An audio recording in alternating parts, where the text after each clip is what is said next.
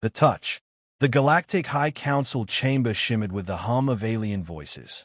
Hundreds of delegates from dozens of species filled the amphitheater, their bodies gleaming under crystalline light. Scaled, feathered, armored, gelatinous. Each represented their civilization's authority, and together they judged whether a new species would be welcomed into their union or cast into exile. At the center of the chamber stood Commander Elias Ward, Earth's chosen envoy. His dark uniform was simple, the only ornament a pin of Earth's blue and green sphere. He clasped his hands behind his back, steady though his heartbeat pounded. Humanity's first step into the galactic stage would rise or fall with him. High Chancellor Rov, a six-limbed creature with translucent skin that pulsed faintly with every syllable, rose. Commander Ward of Earth, your species has advanced to interstellar travel. But history speaks of your wars, your weapons, your instability. The Council requires proof of intent. The chamber vibrated with approval, claws tapping, wings rustling, voices murmuring. Proof of intent, that was why Elias was here. He had expected questions, perhaps a trial of diplomacy. Instead, they had summoned a telepath. From the far side of the dais, Severith of the Keylith glided forward. The alien's frame was tall and reed-like, luminous skin casting pale light as though lit from within. His eyes were pools of molten silver, and his long, many-jointed fingers twitched with subtle anticipation. Severith was no ordinary telepath. He was the Union's most trusted truth-seeker, a mind-reader who had unraveled conspiracies and silenced liars with a single touch. Elias's stomach tightened. He had been briefed. Humans were considered unreadable to alien telepaths, but only because they had never been tested at close range. Today would decide whether that unreadability meant harmless blankness or dangerous resistance. Severus stopped before him, voice soft and echoing, as though multiple tones spoke at once. Human, I will touch your mind. Resist nothing.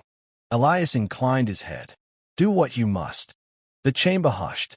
Hundreds leaned forward. Severith lifted his glowing hands and placed them against Elias's temples. At first, there was silence.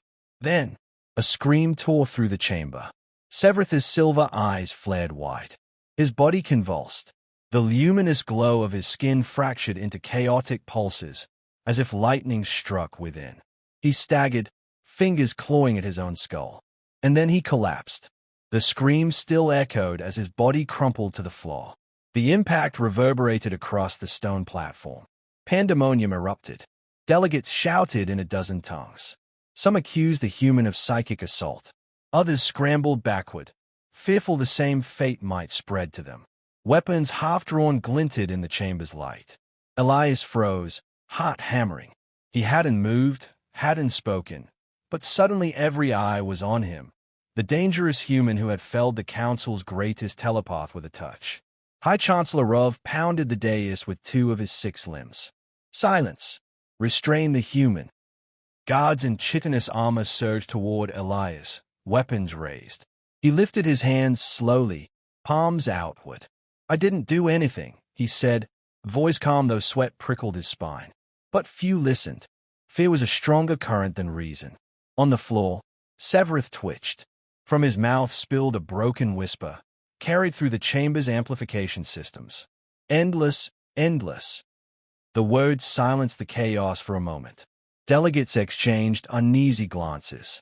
Severith's body shuddered again, and with his final ounce of strength, his mind cast an involuntary psychic projection into the air.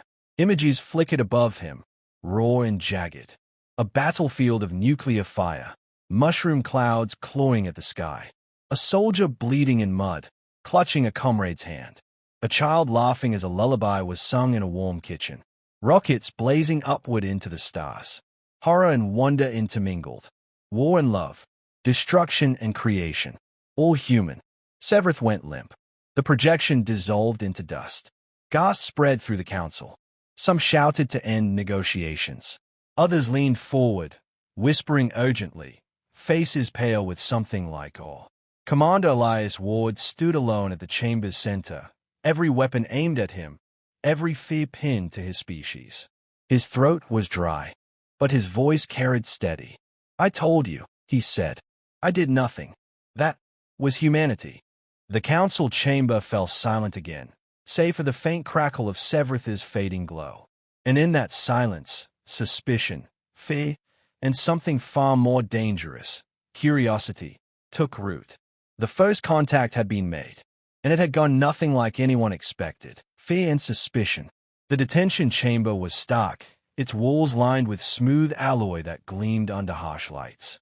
Commander Elias Ward sat in the center, wrists cuffed behind the chair's frame.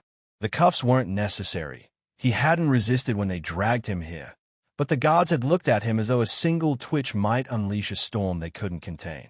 Through the reinforced glass wall, he could see them, alien soldiers shifting uneasily, hands on weapons.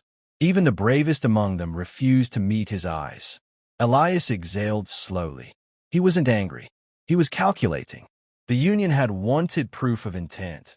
Well, they had gotten something. Just not what they expected. The door hissed open. Chancellor Rov entered with 2 aides. His translucent skin pulsed with quick, uneven light, betraying agitation. Human, Rov said, his tones clipped. Explain yourself. I touched nothing, Elias replied. Severith reached into my mind. Whatever happened to him, it wasn't by my choice. Your denial is meaningless, Rov snapped. Severith lies in recovery, muttering incoherencies. You expect us to believe your primitive brain overwhelmed the Union's foremost telepath. One aide leaned forward, voice sharp. Perhaps your species has developed hidden psychic weaponry. Perhaps this was a demonstration, a threat. Elias held their gaze, unflinching. If we had weapons that could destroy minds, do you think we'd come begging for membership? We'd be using them. That's not who we are. But even as he spoke, he remembered Severith's projection, images of fire and war, tangled with tenderness.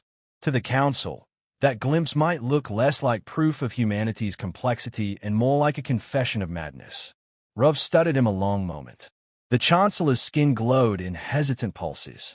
Finally, he said, you will remain confined until Severith regains coherence. If he dies, human, your entire world will burn. The aides swept out with him, leaving Elias alone again. On the medical deck, Severith stirred. His luminous body dimmed, then flared in irregular pulses. He thrashed weakly, restrained by bands of energy. Doctors hovered nearby, muttering nervously. His eyes opened for the briefest instant, silver pools wide with terror. Endless, his voice was a ragged whisper. They are endless. Then he slipped back into fevered murmurs. The words traveled quickly. Within hours, rumors spread through the council station. The human's mind was a labyrinth. A void. A weapon. Delegates argued behind closed doors, some insisting Earth must be destroyed before the species spread further. Others counseled caution. Fear could be dangerous, but so could hasty war. Meanwhile, in the detention block, a new visitor entered Elias's cell. This one was not escorted by guards. The alien was smaller than most, cloaked in plain gray. Its features were difficult to read. Smooth, insectile, with facete eyes that gleamed faintly. It moved like a shadow, voice low and measured. You are not safe here, human. Elias studied the newcomer carefully. And you are? I am Kath, of the Keyleth Intelligence Corps. I serve in secrecy, not ceremony. I came because I saw Severith's collapse, and I understood what the Council will not. Elias leaned forward. Enlighten me. Kath tilted its head. You believe your mind is ordinary, that it is like others. It is not. When Severith touched you, he expected to find one mind, led with thoughts and memory. What he found was something else. Something else? Elias asked. An ocean, Kath said softly. A tide without shore. Billions of voices. Billions of selves. Severith drowned. The words struck Elias like a blow. He remembered Earth's cities, billions of people awake at once, thoughts overlapping in chaos. Was that what the telepath had felt? Humanity as a whole, not just one man. Kath continued. Do you even know what you are, human? Do you even know what your species is? Elias shook his head slowly. We're just people. Curious, stubborn, flawed. Survivors. Survivors, yes, Keth murmured. But also something the galaxy has never seen. You are unreadable, uncontainable, and that makes you dangerous. To us all. The insectile alien stepped back into shadow, facete eyes gleaming. Remember this, Elias Ward. The Council may see you as a threat. They are not entirely wrong. And then, with a whisper of wings, Keth was gone. Elias sat in silence, heart pounding. Endless. Dangerous. An ocean of minds. If that was true, then humanity's uniqueness wasn't just cultural or technological. It was woven into the very fabric of who they were. But was that gift a blessing or a curse? The ocean of minds. The council chamber was quieter than Elias expected when they brought him back. Rumor had already reshaped the atmosphere. Delegates who once glared at him with contempt now regarded him with uneasy fascination, as though he were a puzzle they weren't sure they wanted solved. High Chancellor Rov presided from the dais, his translucent skin pulsing with slow, measured light. Beside him stood healers and aides, and, most importantly, Severith. The telepath looked frail, his once luminous form now dimmed to a faint glow. But his silver eyes were open again, and when they fell upon Elias, they flickered with something between awe and dread. Severith has agreed to testify, Rov announced, his voice echoing. Perhaps then we will understand the threat your kind presents. Severith raised a trembling hand, silencing the Chancellor. His voice quavered as he spoke, but every syllable carried across the chamber. I touched the human's mind, he began. I expected to find what I have found in every other sentient species. An ordered stream, limited in scope. Some minds hold clarity, others chaos, but all are bounded. He paused, breathing raggedly. The human was not bounded. His mind opened into something infinite. It was as though I reached for a single drop, but instead the sea itself swallowed me. Billions of voices, billions of selves, surging together without end. Murmurs rippled through the chamber. Some scoffed, others sat rigid, eyes wide. Severith continued, voice gaining strength. I screamed because I felt myself dissolving. I could no longer tell where my identity ended and theirs began. I collapsed not from harm, but from immensity. If I had remained longer, I fear I would never have returned.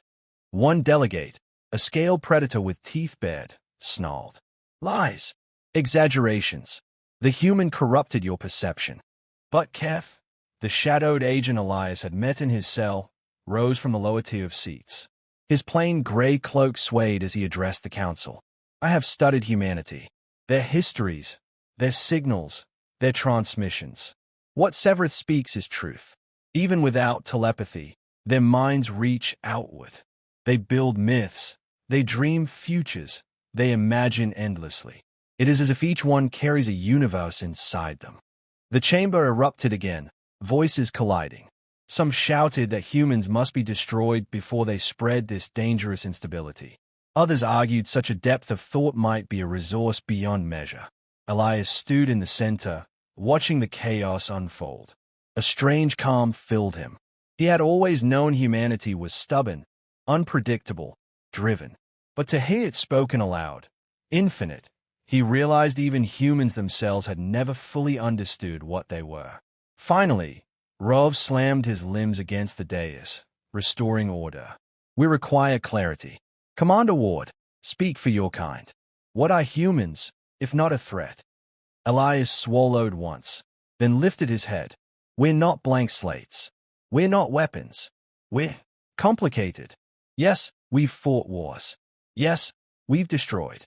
But we've also created art, cured disease, crossed oceans, reached for the stars.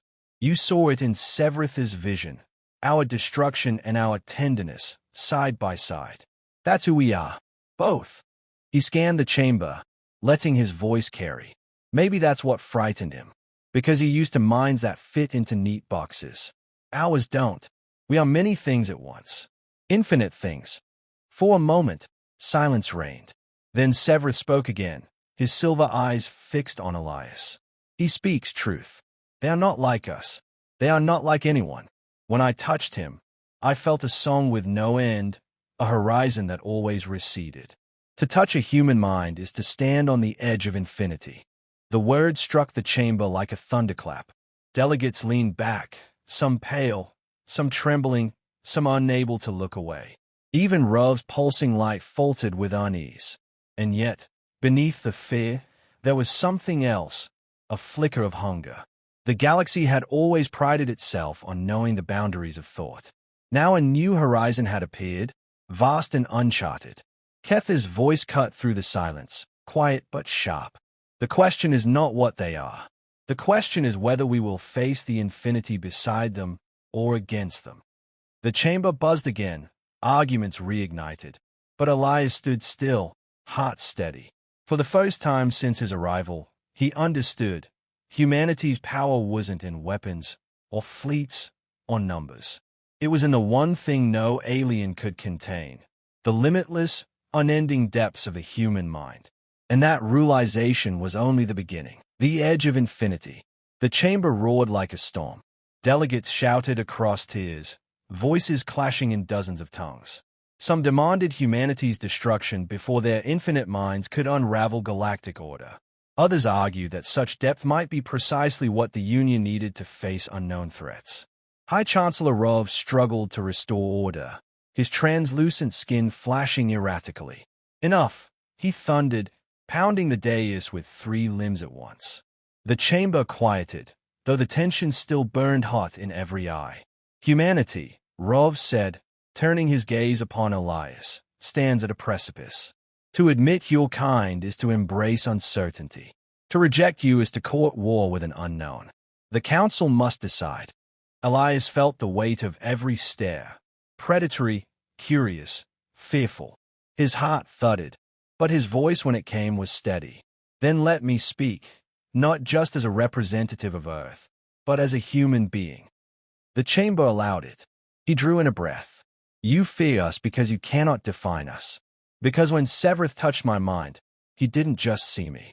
He saw all of us, our brutality, yes, but also our compassion, our resilience, our imagination. We are capable of horrors, but we're just as capable of wonders. And it's not one or the other. It's both. His gaze swept the tiers, meeting the eyes of delegates who looked away uneasily. Every species here prides itself on what it has mastered: discipline, order, technology, telepathy. Humanity hasn't mastered anything. What we have is something different: the refusal to stop. When we fall, we rise. When we are denied, we build. When we are told a thing is impossible, we ask, why not? A ripple moved through the crowd, unease mingling with intrigue. Elias pressed on. You saw it in the vision. The fire that destroys us is the same fire that carries us to the stars. That's not a weapon, it's who we are. And maybe it frightens you because it means we don't fit into your neat categories. But that's exactly why we belong here. Because infinity doesn't fit inside a cage. When he fell silent, the chamber was hushed. Severith stirred. The telepath rose shakily to his feet, supported by aides. His silver eyes glowed faintly as he stepped forward, raising a trembling hand. I confirm his words, Severith said, voice low but resonant. I did not scream from pain. I screamed because I had never known such immensity. I collapsed not because the human harmed me, but because I glimpsed eternity. He turned, addressing the council. You fear them. So do I. But I also envy them. To touch a human mind is to see a song without end. We should not fear that song. We should learn from it. A stunned silence followed. For a long moment, no one moved. Then the chamber fractured again into debate, but now the voices were different, less certain, more contemplative. High Chancellor Rov finally raised his limbs, commanding silence once more. His skin pulsed in slow, steady rhythm. This council does not deal in absolutes. Humanity cannot be ignored, nor can it be destroyed without consequence. Therefore, we shall admit them, on probationary status, into the Union. Shock rippled through the assembly. Some shouted objections, but Rov's decree was final. Elias exhaled, the tension draining from his body. He had not won complete acceptance, But humanity had crossed the threshold. The door was open. As he left the chamber under guard, not as a prisoner now, but as an envoy, he felt the weight of alien eyes upon him. Some burned with fear, others with respect. And beneath both, he recognized something new: reverence. Severitha's words echoed in his mind. A song without end. Elias knew the galaxy had changed that day. Humanity's journey among the stars had only begun, and their greatest weapon wasn't fleets or firepower, but the inexhaustible, infinite complexity of the human mind. He paused at the chamber's threshold, turning back one last time. Hundreds of alien eyes met his. He let the silence hold a heartbeat longer before speaking. "You've looked into us and seen infinity," Elias said. "Remember this, infinity doesn't bow. It chooses." And with that, he stepped into the future humanity had carved, not with war, not with conquest, but with the undeniable truth of what they were.